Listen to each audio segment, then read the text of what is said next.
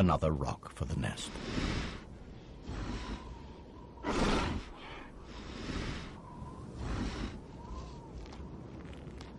The male is now clear to enter the cave. The female will take her turn to hunt.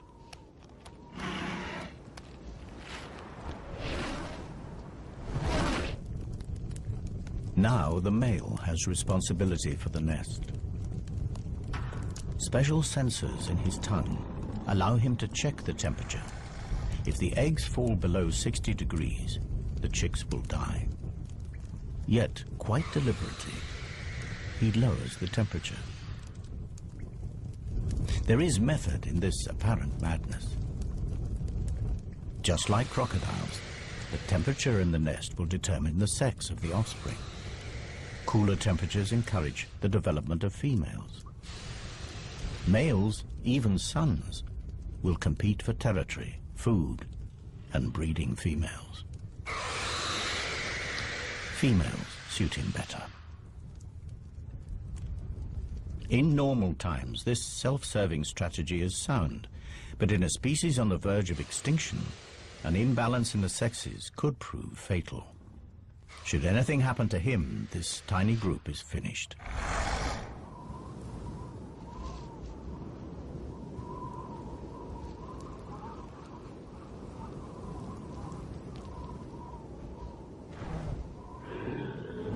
The female returns empty-handed from another hunt.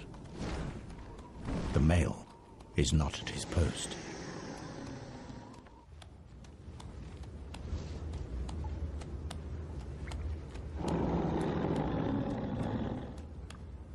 Something is very wrong. The male has let the incubation temperature drop dangerously low.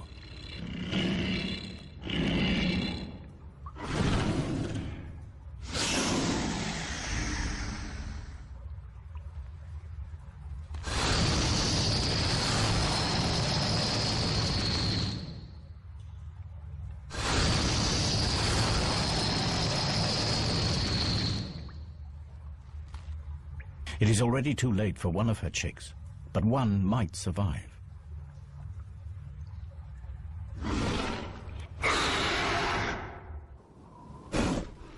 The male senses trouble and makes his escape.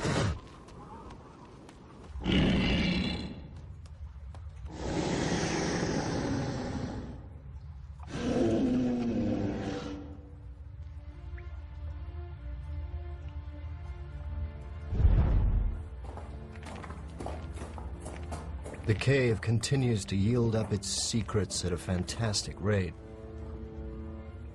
Bones from a domesticated sheep. You are preying on local livestock. Silly girl, you are playing a very dangerous game.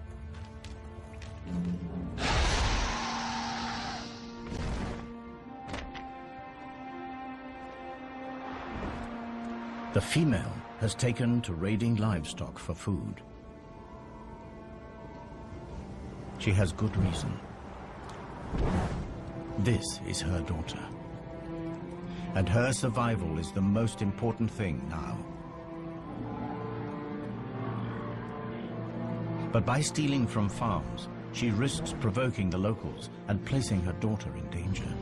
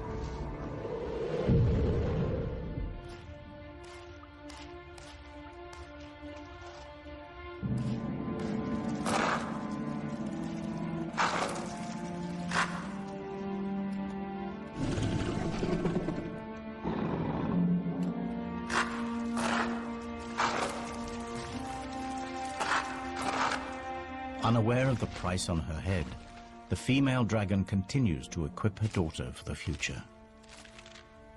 She is passing on the secret of fire.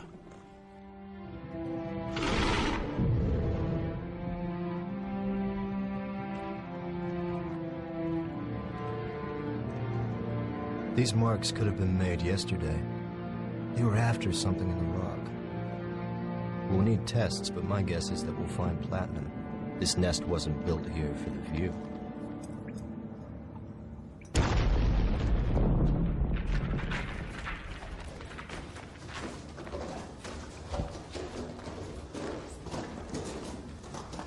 I've got the results through. Yes, look, one chamber through here. There's a second chamber behind us here. And there's a third chamber right over there. 3 chambers. We've only got time to go into one, so what do you want to do?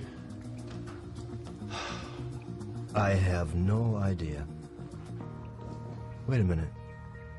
What's that? There's something on the rock.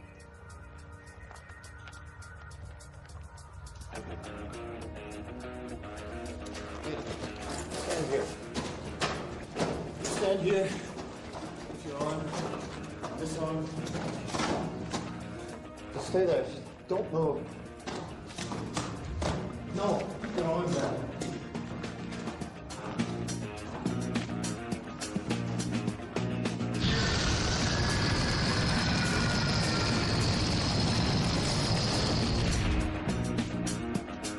Whatever created that blast mark came from behind this wall.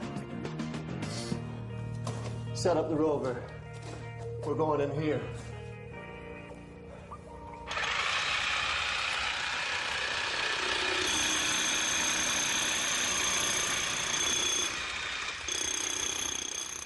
The ROV, Remote Operated Vehicle. One of the latest additions to the paleontologist arsenal. The small camera can scoot through the tightest holes to send back pictures.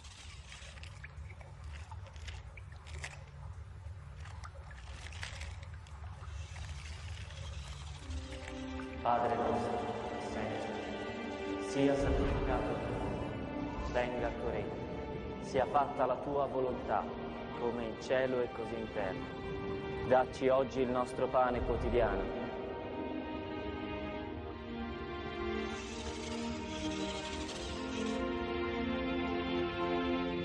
E rimetti a noi le nostre debiti, le nostre colpe, come noi le rimettiamo ai nostri debitori.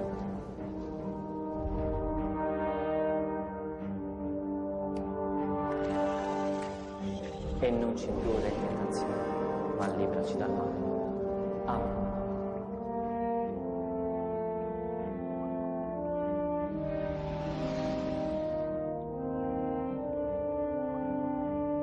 We gotta get in there.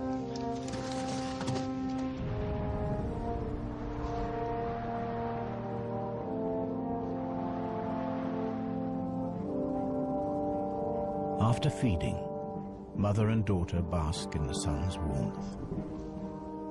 Their wings soak up heat like solar panels.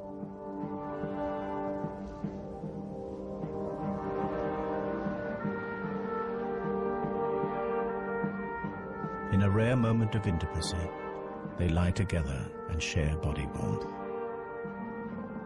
Soon the mother will have to hunt, and her daughter will be left unguarded.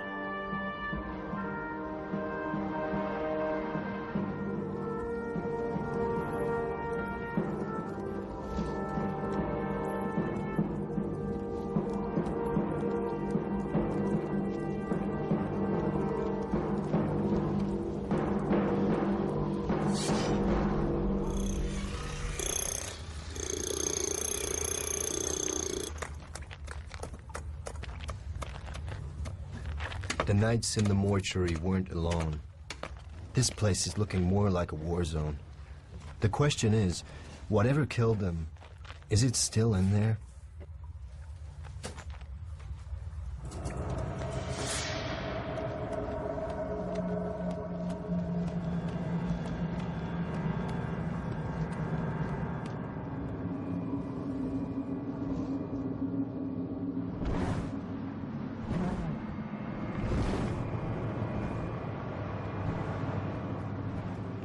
With summer drawing to a close, the dragon is desperate to fatten herself and her baby before they hibernate.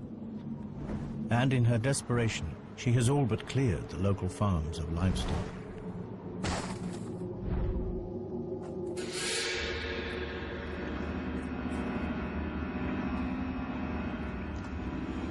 There are 2 more bodies in here. There doesn't appear to be any evidence of scorching.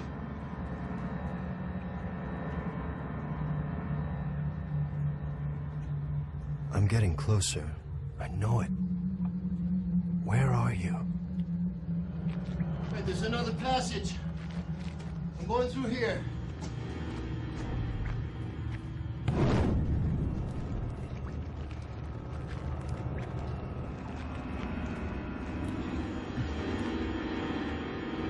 Once man and dragon lived side by side. Dragons were respected, even worshipped. Now they are hunted like vermin. Man has driven dragons to these remote habitats. Now even here, they are not safe.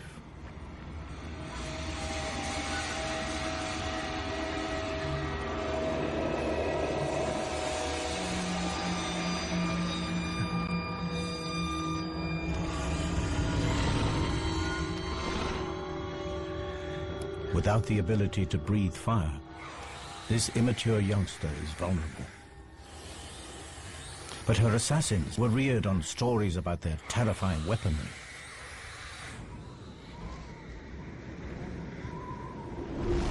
Wary of the fire-breathing devil, they are cautious. Eventually, they sense that this dragon carries no threat.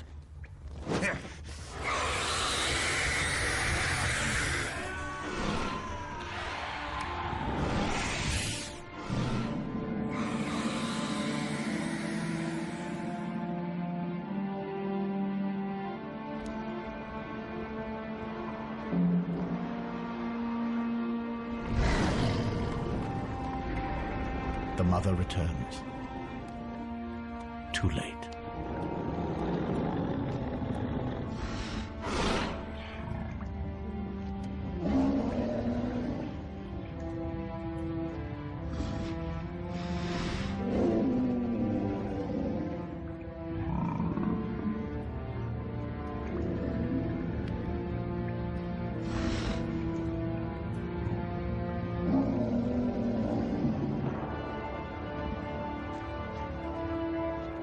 But her grieving will have to wait. She catches a scent, chilling yet familiar. In a final insult, the assassin wears the blood of her daughter as a trophy. These warriors may have survived many battles, but nothing can prepare them for the fury. They are about to reap the whirlwind.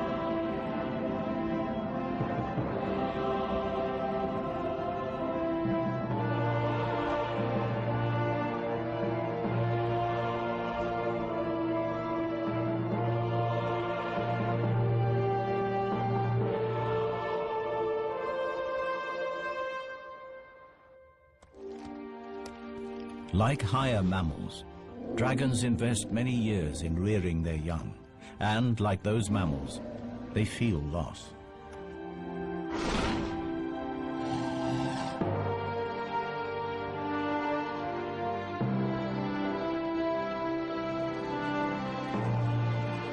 But the trauma of her daughter's death has brought the female dragon into season. She may still be mourning, But her body knows that to survive, she must mate again.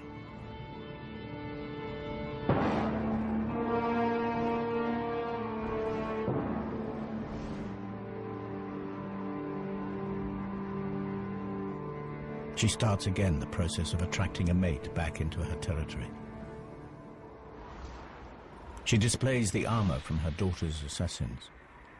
Dragons are naturally attracted to reflective objects. It is a long shot, but perhaps a glint might catch his eye. The chances are that he's no longer alive. There's nowhere left to hide.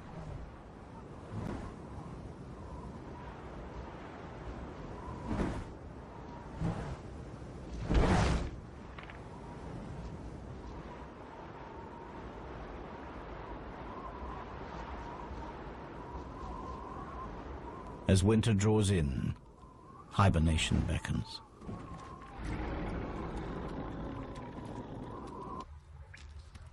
She'll have to survive the winter on her meager reserves of fat. Her body temperature drops dramatically, and she goes into suspended animation. All her usual functions are placed on emergency status, and her hydrogen reserves fall to almost zero. And in this state, she's as vulnerable as her daughter.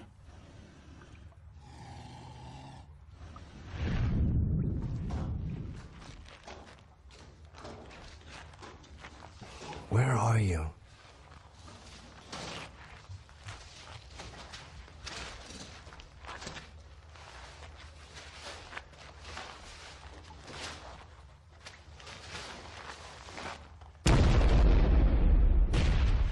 Another body! A spear. A body. It's crushed by something.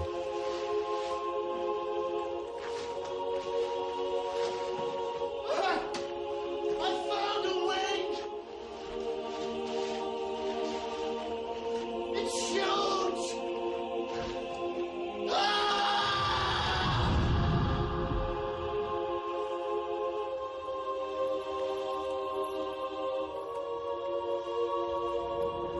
The female is woken from her torpor. More men have made the climb to her lair. This time they are better prepared. Mercenaries paid by the local farmers to settle the score.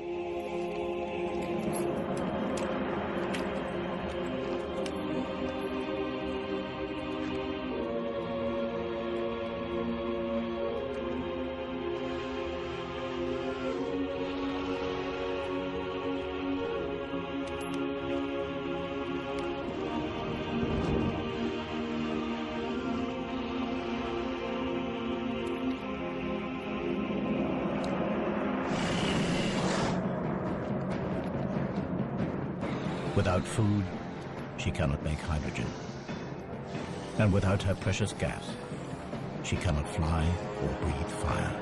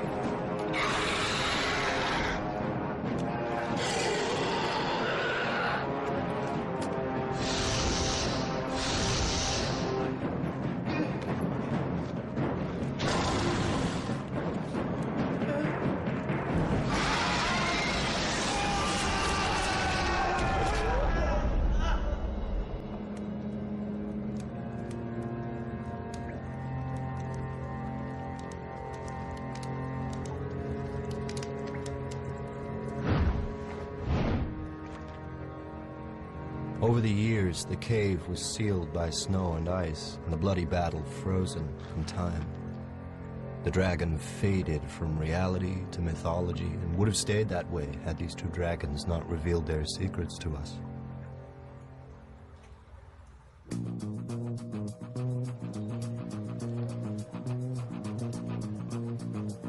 I left the museum with my reputation in pieces. I returned with the story to end all stories, and evidence that will rewrite natural history. The creatures of legend were real, but the legends gave a twisted view of reality. I fill my colleagues in about the fantastic family that we have unearthed. A group of animals that lived alongside the dinosaurs, that escaped annihilation by going underwater, that re-emerged all over the globe, claiming forests and conquering mountains.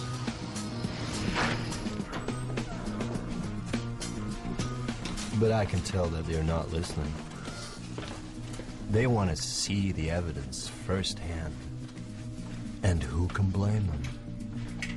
This way. And goggles on, please.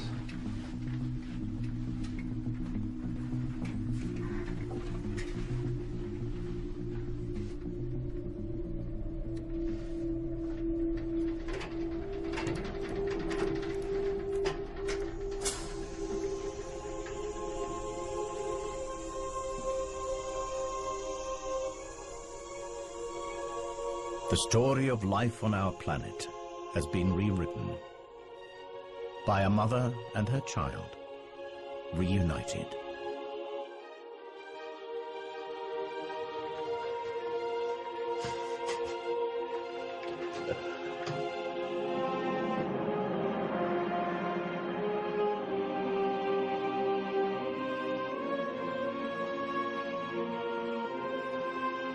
And that's what we have here. The last of a legendary line.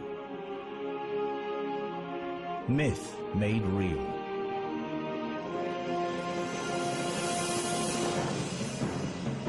The myth of a sheep stealer. The reality of a mother struggling to feed her young. The myth of a vicious beast. The reality of survival at any cost.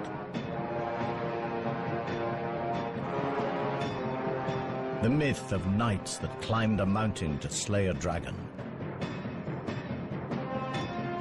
The reality, persecution and extinction. Now every dragon myth from around the world begs the same question. Were they real too? And the most important question of them all, were these really the last dragons?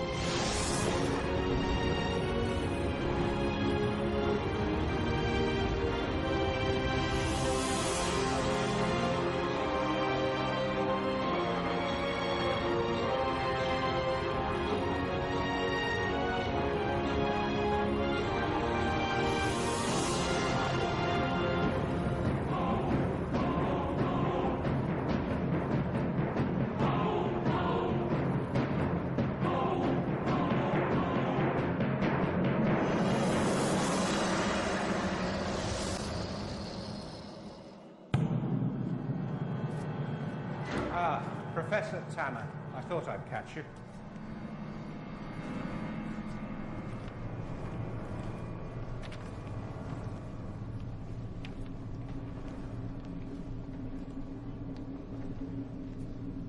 These were taken 2 months ago.